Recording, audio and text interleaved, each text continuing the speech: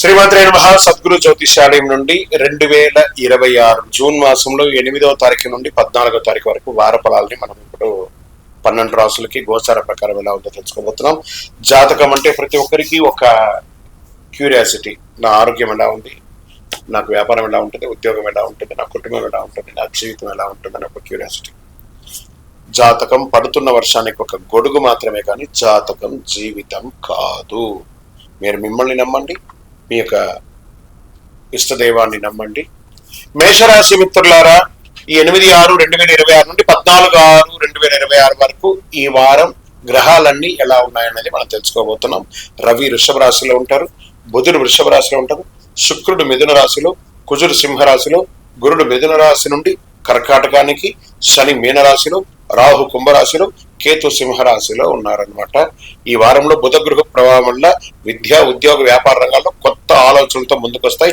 శని ప్రభావం వల్ల కొంత ఆలస్యం ఉన్నప్పటికీ కృషి చాలా అద్భుతంగా ఉంటుందని మాత్రం చెప్పడం జరుగుతుంది. గ్రహస్థితి ప్రకారం అనుకూలంగా ఈ యొక్క వారం అంతా కూడా ఉంటుంది. ఉద్యోగం చేస్తున్న వారికి కొత్త బాధ్యతలు వచ్చే అవకాశం ఉన్నాయి. ఆర్థికంగా వ్యాపారాల పట్ల ఖర్చులపై నియంత్రణ చాలా అవసరం. కొత్త ఆపర్చునిటీస్ వస్తున్నాయి. పార్ట్నర్షిప్ గొడవలు లేకుండా చూసుకోండి.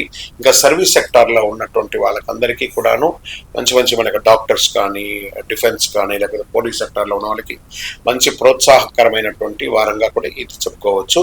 కుటుంబంలో చిన్న స్పర్ధలు కనబడుతున్నాయి. కాస్త ఓర్పు అవసరం. ఒక మెట్టు దిగి, స్త్రీ పురుషులు ఎవరైనా కూడా ఒక మెట్టు దిగి ఉంటే బాగుంటుంది. ప్రేమికులకి కొన్ని చిన్న అపార్థాలు మిడ్ ఆఫ్ ద వీక్ లో వచ్చే అవకాశాలు ఉంటాయి. జాగ్రత్త పడండి. పోటీ పరీక్షలో విద్యార్థులు మంచి ఉత్తీర్ణత పొందే అవకాశాలు ఉన్నాయి. మంచి చదువుని ఏకాగ్రతతో కూడా చదవడానికి ప్రయత్నం చేయండి.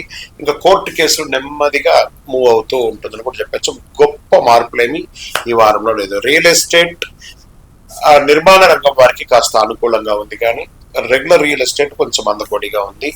తలనొప్పి మరియు కాస్త అలసట లాంటి ఆరోగ్య సమస్యలు అప్పుడప్పుడు కొంచెం కనబడుతున్నాయి.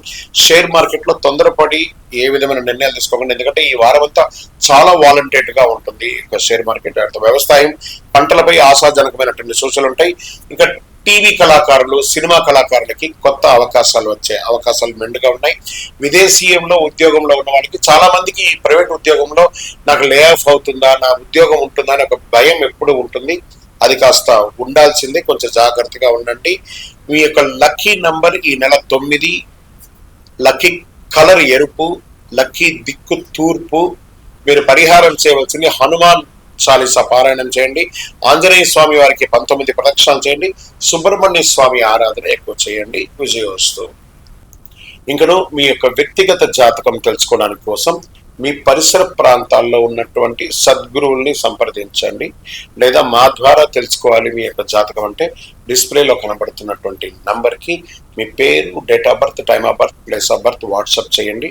ఇంకను అది శక్తివంతమైనటువంటి అనుగ్రహం పొందడానికి మంచి అద్భుతమైనటువంటి 48 రోజులు పూజ చేసినటువంటి కరంగాలి మాలను ధరించండి. ఆరోగ్యంగా ఉండండి, ఐశ్వర్యంగా ఉండండి. విజయోస్తు.